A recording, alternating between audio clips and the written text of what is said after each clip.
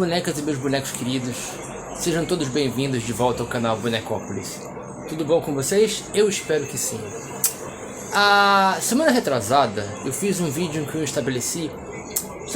eu compartilhei com vocês as 14 regras do colecionismo saudável que alguém me enviou no WhatsApp, né? E nos comentários alguém sugeriu que eu esmiuçasse essas regras uma a uma em vídeos separados que elas renderiam. E talvez seja necessário a gente fazer isso, né? Então hoje eu começo a fazer isso, de vez em quando eu farei isso. E hoje, começando pela primeira regra, eu me peguei pensando sobre ela e eu vou transformar a primeira regra numa pergunta. Então, no vídeo de hoje eu faço a pergunta: afinal, quando o colecionismo deixa de ser divertido? Eu estou andando pela quarta enquanto eu penso nesse assunto, né? Eu vou tomar cuidado para não falar nada assim muito direto ao ponto, porque eu acabarei partindo para a conclusão. Eu acho que esse assunto ele não tem uma resposta simples, embora tenha alguns pontos muito evidentes, né? Então vamos pensar de forma lógica. A gente tem que inverter. Por que o colecionismo nos dá prazer? Vamos lá. Primeiro, porque ele nos une a memórias da infância. O que nos dá prazer com relação a ele, muitas vezes, é você cuidar da coleção, é muitas vezes você ver essa coleção crescer. Então, evidentemente, eu acredito que o colecionismo deixa de ser divertido porque você tem esses impedimentos de fazer essas coisas. Então, em que momento essas coisas acontecem?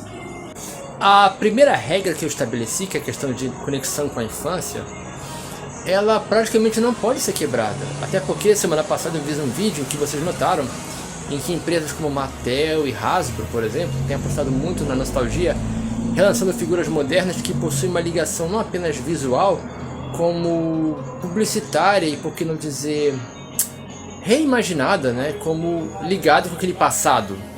Então é praticamente impossível você não se conectar. Então eu diria que o problema está mais quando, primeiro, você não consegue cuidar da sua coleção. Por que você não consegue cuidar da sua coleção? A maioria de nós aqui, como eu falei, está na sua idade, na faixa de 30, passou dos 30 anos. Eu tenho 38 anos e muitos dos meus colegas colecionadores também.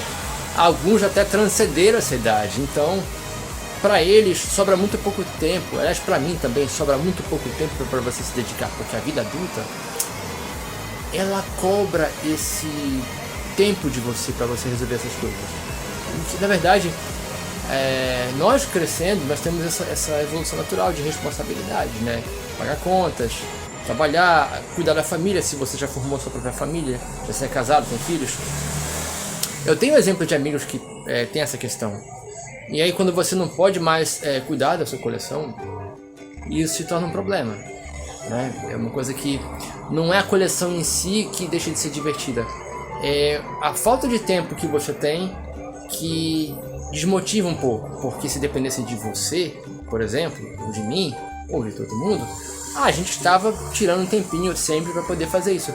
Mas não dá para tirar um tempinho sempre, porque vida adulta é isso. Uma das maiores alegrias do colecionador é quando ele consegue fazer novas aquisições e adicionar novos membros à sua coleção. Com efeito, vocês podem imaginar que o que torna o colecionismo não divertido, ele deixa de ser divertido quando você é impedido de fazer isso, quando você enfrenta problemas para fazer isso. E eu acho que vocês já imaginam onde eu quero chegar, né? Porque, meus amigos, a verdade é que está... Eu vou só repetitivo aqui porque eu não sou o primeiro e não serei o último a falar isso, mas está tudo muito caro. E não sou só eu que reclamo. Você vai em qualquer rede social, de grupos de colecionadores, no Facebook, por exemplo, a reclamação é sempre a mesma. Muita gente parando de colecionar, dizendo que tá impossível acompanhar. E eu falo pra vocês, muito do que eu adquiro hoje é através de troca, vendo coisas pra conseguir outras. Eu tô falando isso por quê? Porque é complicado a gente gravar num cenário aqui, com esse monte de bonecos, e você falar assim, mas é difícil colecionador. Pô, você tem um monte de boneco, cara, você tá reclamando do quê? Gente, isso aqui, eu volto a dizer, mais uma vez, já falei em outros vídeos e vou falar de novo. Isso não foi em um ano. Isso aqui são mais de 20 anos dedicados a colecionismo, entendeu? Foi uma coisa que foi construída ao longo do tempo, não foi da noite pro dia. E estando há tanto tempo no colecionismo, Eu acho que eu tenho uma propriedade para falar de como as coisas têm acontecido. Pra mim, é muito triste e até assustador ver coisas que eu costumava pagar R$ 50 ou 60, hoje custando 100, R$ 120. Quadrinhos eu comecei a consumir a R$ 6,90, hoje pulou para R$ 9,90, R$ 20. Eu digo que eu parei de comprar mais quadrinhos porque ficou difícil de acompanhar o ritmo das histórias, mas o preço também. Outro dia eu tava falando aqui de álbum de figurinhas, mesma coisa, o preço dos álbuns, o preço das figurinhas. Hoje com R$ 10 você comprava o álbum em vários pacotes. Hoje só o álbum custa R$ 10, então tipo, é complicado. E é uma coisa que ela acaba elitizando mais e mais o hobby. E digo que ele sempre foi, né? De certa forma isso é verdade, porque naquela época não era todo mundo que podia. Eu lembro de gente comentando quando eu compartilhava foto de coleção, falando que não podia ter isso quando era moleque, que não tinha como. E que hoje, na vida adulta, trabalhando, ele dá esse desconto. E ao mesmo tempo eu gostaria que essa realidade ela diminuísse, sabe? Tipo, que houvesse mais condições. Mas a verdade é que nas últimas vezes que eu ia em encontro de colecionadores e botava assim, o pessoal botava os itens na mesa, não era incomum chegar às vezes um pessoal assim que você via que era mais humilde e claramente eles não tinham condição de adquirir aquilo. Então é chato, é penoso ver isso, sabe? E é o tipo da coisa que é o preço que a gente paga por ter tantos impostos para pagar, a alta do dólar. Mas enfim, só botar aqui, desfiar as queixas, eu acho que não adianta. Eu acho que a gente poderia pensar um pouco no que a gente podia fazer para, pelo menos nesse aspecto, melhorar as coisas para o colecionismo continuar sendo divertido. Bora lá. Um dos motivos que eu citei foi essa falta de tempo para cuidar da coleção. Quer dizer, até você ter a coleção e não ter tempo para cuidar, não é mesmo? Então, assim, eu diria para vocês tentarem se organizar ao máximo para conseguir fazer isso. E eu mesmo admito que isso não adianta muito, porque não adianta você organizar a tua agenda e de repente aparecer uma coisa do nada para você resolver. Então eu diria para que vocês tivessem mais paciência. Um conselho que eu dou para vocês, mas também eu digo para mim mesmo, porque eu sei que também me falta muita paciência para resolver os problemas do dia a dia, aqui e fora de casa. Mas nós sabemos a importância disso tudo para nós. Então a gente tem que zelar não só pela coleção em si, mas pela nossa apreciação. Lembrar que isso é um hobby e garantir que esse hobby continue saudável. De que forma? Entre elas, você não pode olhar para essa coleção como uma coisa desagradável. Não é uma obrigação, é um prazer, cara. É uma coisa que eu estou dizendo para vocês, mas como eu disse, digo para mim também. Com relação ao custo de você ter uma coleção e de você fazê-la se expandir, aí é mais complicado, porque a gente não pode esperar que os lojistas e os fabricantes sejam bonzinhos e baixem o preço. Não é assim que funciona, infelizmente. Mas a gente pode começar de uma outra forma. E talvez isso é complicado você falar isso, porque você não está falando apenas a colecionadores. Você está falando com pessoas que trabalham com isso, com importação de figuras, com vendas, essas pequenas iniciativas. E até colecionadores que estão se desfazendo muitas vezes de itens valiosos da coleção. Mas eu acho que deveria haver um consenso. E isso é complicado, porque eu já vou explicar por quê. Porque você pedir, por exemplo, a um vendedor que diminua o seu valor, porque já entra aquele papo, figura minha, eu boto o preço se eu quiser. Ok, esse é um direito seu e ninguém vai questionar. Mas o ideal seria que essa peça, esse item específico, não falo só de boneco, não falo de quadrinhos, falo de CD, DVD, que ele fosse um intermeio, um meio termo entre um valor justo e um valor acessível. Quer dizer, quem mede essa equação? Quem define essa variável, né? Isso, e aí que entra toda a negociação. Uma boa conversa, uma boa relação de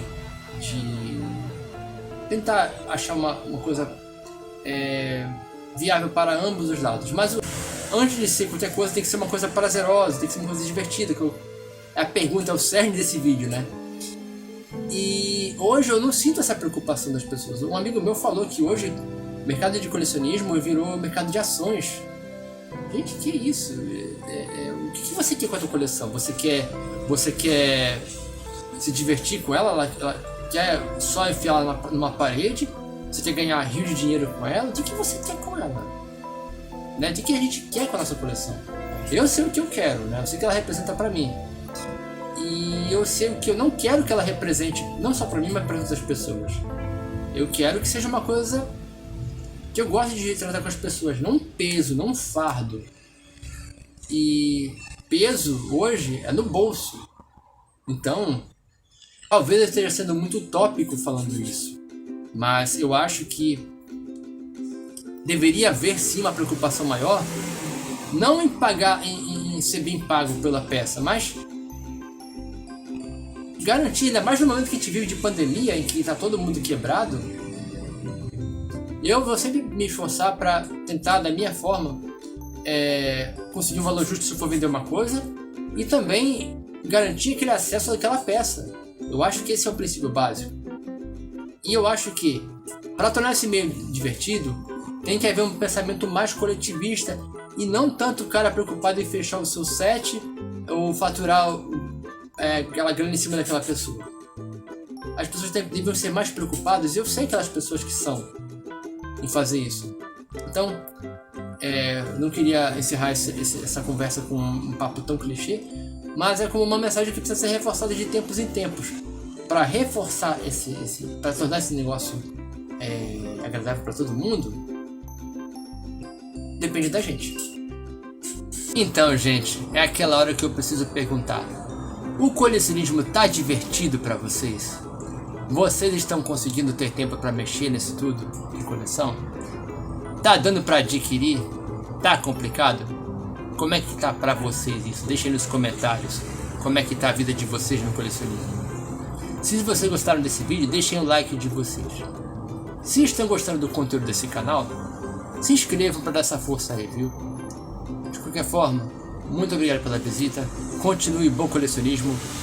Tentem praticar, se é que já não praticam, eu tenho por mim que vocês praticam isso. Continuem praticando bom colecionismo. E até o próximo vídeo aqui no canal Bonecões.